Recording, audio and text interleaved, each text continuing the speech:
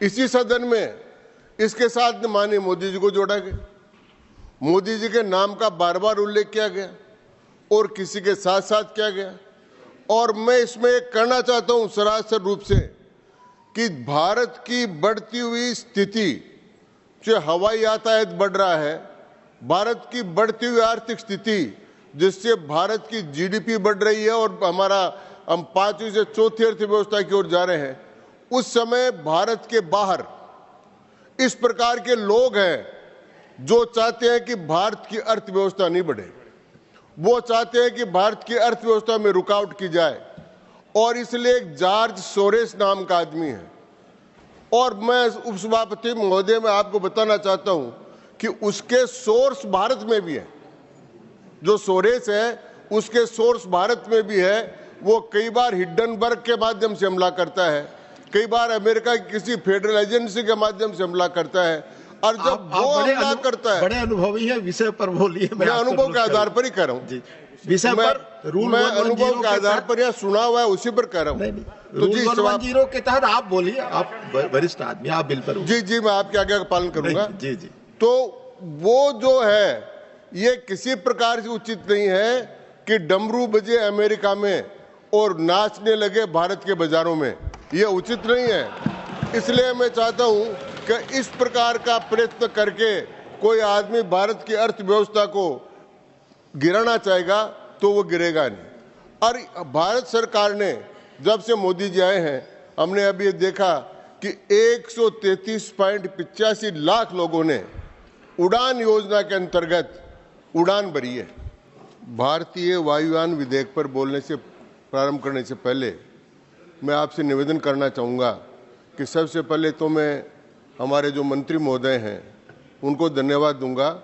वो स्वयं तेलुगु भाषी हैं और उन्होंने भारतीय वायुयान विधेयक पेश किया है, इसलिए उनको बहुत बहुत धन्यवाद। दूसरा मैं कहना चाहता हूँ कि यह नाम इसमें आना किसी प्रकार से किसी भाषा को थोपने का प्रयत्न नहीं है। हमारे संविधान में नियमों में प्रावधान है कि हिंदी में पूरा कानून भी आए और उसका अथोराइज्ड इंग्लिश वर्जन हो तो उसी प्रकार माना जाएगा जिस प्रकार वो हिंदी में हो, और अगर अंग्रेजी में आए और उसका अथोराइज्ड हिंदी वर्जन हो तो उसी प्रकार माना जाएगा। इसलिए ये जो भावना थी, हमारे कांग्रेस के माननीय सदस्य बोले थे इसमें, नहीं वो अभी बोले, कांग्रेस के माननीय जो नासिर साहब बोले थे, उन्होंने बोले थे कि यान शब्द बोला नहीं जाता। अब ये गले में क्यों अटक रहा मेरी समझ में नहीं आ रहा, क्यों अटकना नहीं चाहिए। तो भारत शब्द, यान शब्द, इनका अटकना ये गुलामी की मानसिकता का परिचायक है। और इसलिए ये जो 1934 का विधेयक था या 1900 उसके पहले का विधेयक था, उन सब को हटाकर भारतीय वायुयान विधेयक 1924 लाना, वो औपनिवेशिक और गुलामी मानसिकता के सारे जो कानून है, एनडीए सरकार उन कानूनों को बदलकर नए कानून ला रही है, उसी की श्रृंखला में ये कानून लाए। अब उस समय जब ये कानून बना था उसमें 20 धाराएं थी, अब तक इसमें 21 बार संशोधन हो चुका, 21 धाराओं। तो अब उस एयरक्राफ्ट एक्ट को आगे तक घसीटते रहे, उसका कोई मतलब नहीं था, इसलिए ये कानून लाया गया। मैं इसका स्वागत करता हूं। माननीय सभापति, उपसभापति महोदय, वो कानून केवल प्रचलन के संबंध में था। ये जो कानून है ये विनिर्माण, रखरखाव, प्रोडक्शन करना, प्रचलन करना और उसको सब प्रकार से नियंत्रण करने का कानून है।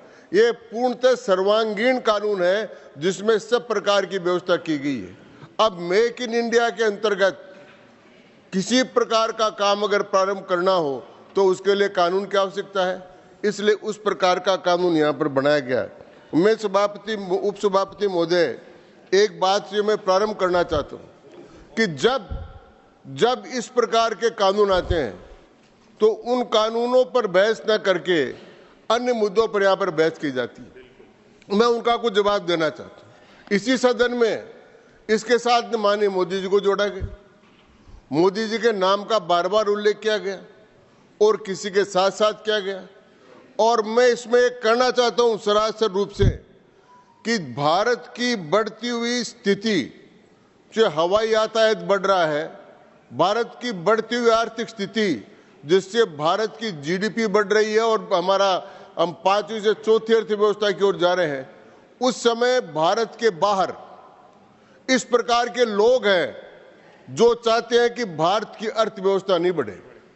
वो चाहते हैं कि भारत की अर्थव्यवस्था में रुकावट की जाए, और इसलिए एक जॉर्ज सोरेस नाम का आदमी है। और मैं उपसभापति महोदय में आपको बताना चाहता हूं कि उसके सोर्स भारत में भी है।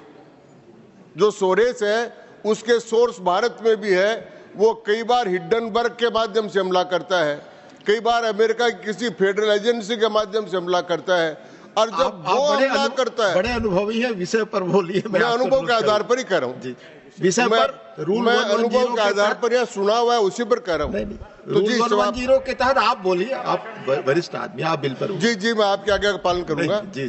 तो वो जो है, ये किसी प्रकार से उचित नहीं है कि डमरू बजे अमेरिका में और नाचने लगे भारत के बाजारों में, ये उचित नहीं है। इसलिए मैं चाहता हूं कि इस प्रकार का प्रयत्न करके कोई आदमी भारत की अर्थव्यवस्था को गिराना चाहेगा तो वो गिरेगा नहीं।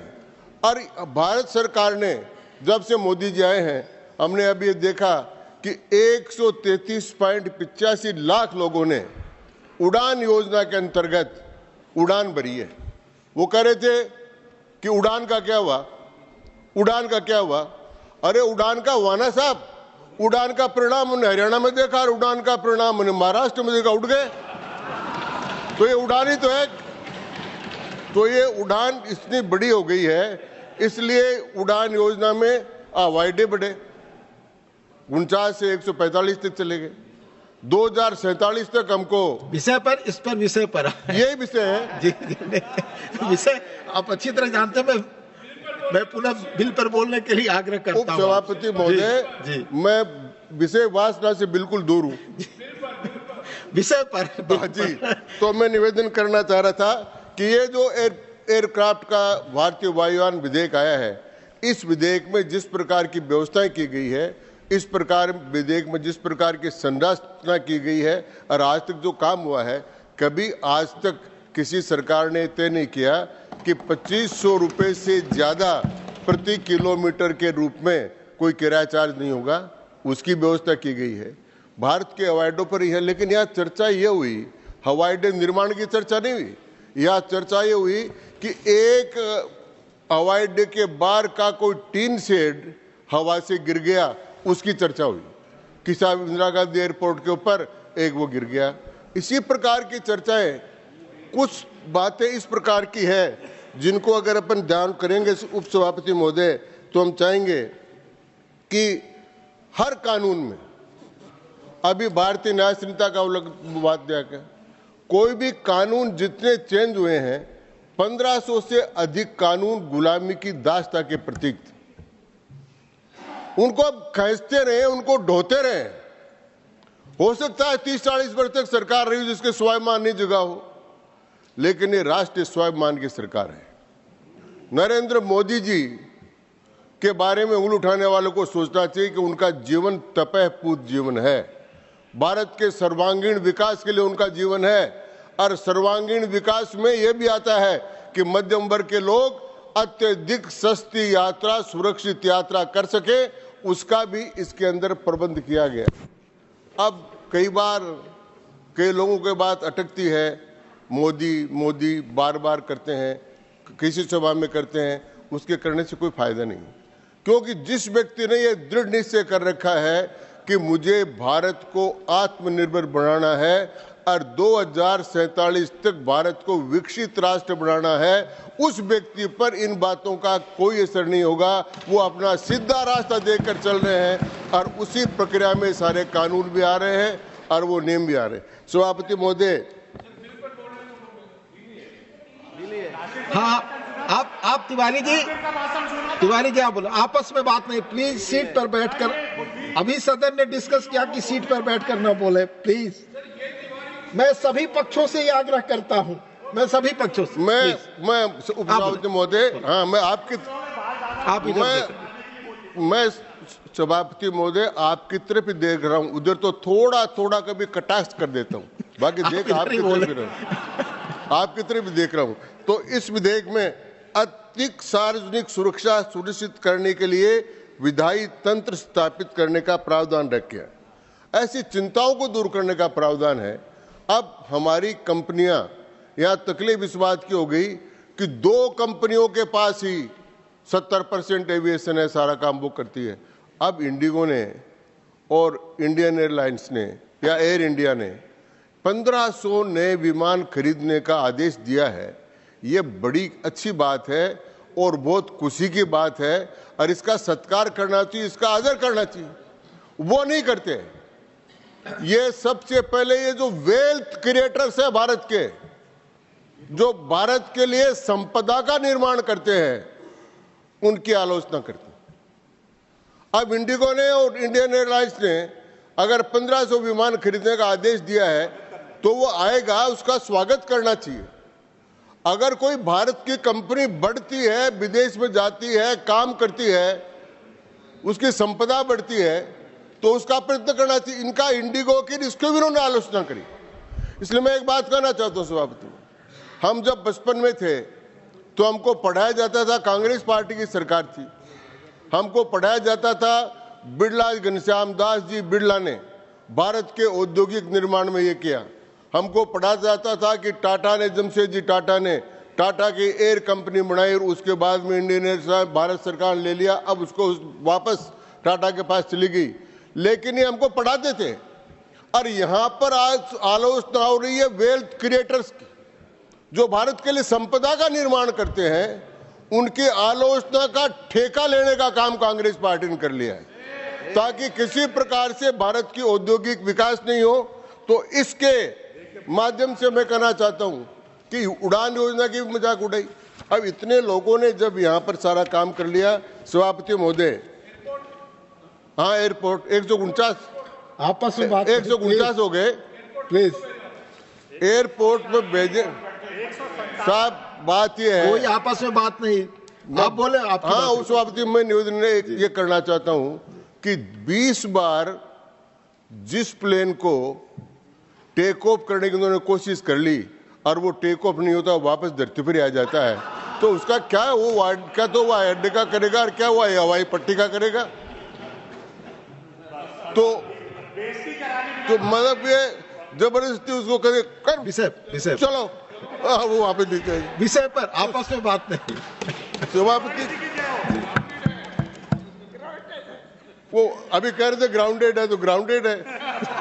तो सभापति महोदय, भारतीय वायुयान विधेयक में अब 43 प्रावधान है, 21 के बजाय 43 हैं और अलग अलग विभागों में बांटकर किया गया है।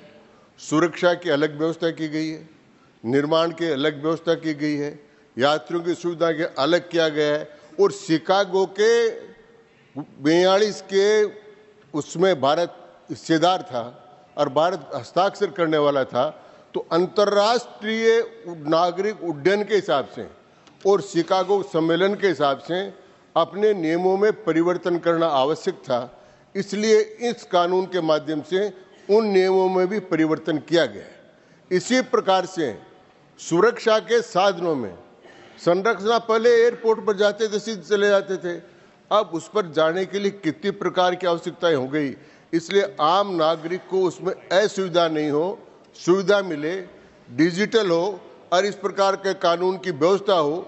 वो सारे कामों की व्यवस्था इस भारतीय वायुयान अधिनियम में की गई है। मैं सभापति महोदय आपके माध्यम से यह निवेदन करना चाहता हूं कि भारत ने जो स्पीड पकड़ी है, जो नए नए कानून लाकर कानूनों में परिवर्तन करने का काम किया है, वो एक भारत को 2047 तक विकसित भारत हर क्षेत्र में बनाने का। अब भारत की अगर आर्थिक स्थिति ठीक होगी, मध्यम वर्ग का विकास होगा, वो लोग अधिक से अधिक हवाई यात्रा करेंगे, तो उनके लिए जो सारी व्यवस्थाएं करनी है, अब विनिर्माण भारत में उसका निर्माण करना आवश्यक है, उसके पार्ट्स का निर्माण करना आवश्यक है, उसकी सारी गतिविधियों का संचालन करना आवश्यक है। उन सारे कामों को संतुलित करने के लिए और एकीकृत करने के लिए और व्यवस्थित करने के लिए ये कानून लाया गया है। मैं इसका समर्थन करता हूं और सदन से प्रार्थना करता हूं कि इस कानून को पास किया जाए। और मंत्री जी को पुनः धन्यवाद दूंगा कि उन्होंने इसको भारतीय वायुयान अधिनियम लाकर इन्होंने काम किया। और जहां तक भारतीय जनता पार्टी की सरकार है, वो किसी भाषा से द्वेष नहीं करती, जो एनडीए भी नहीं करता। भारत की जितनी भाषाएं हैं उनको हम राष्ट्रभाषा मानते हैं, सारी भाषाएं। प्रधानमंत्री जी ने खुद ने कहा है कि तमिल इज एंशिएंट लैंग्वेज, विश्व की सबसे प्राचीन भाषा है। तो अटल बिहारी वाजपेयी ने ये कहा, सब ये कहते हैं। तो हम किसी पर भाषा थोपने का काम नहीं है, कोई भाषा को नीचा करने का काम नहीं है। राष्ट्रीय भावना से ओतप्रोत होकर गुलामी की निशानी को मिटाकर के लिए कानून लाए जा रहे हैं। मैं इसका समर्थन करता हूं। आपने समय से पहले बोलने के लिए समय दिया, इसके लिए आपके प्रति आभार। बहुत धन्यवाद। नमस्कार।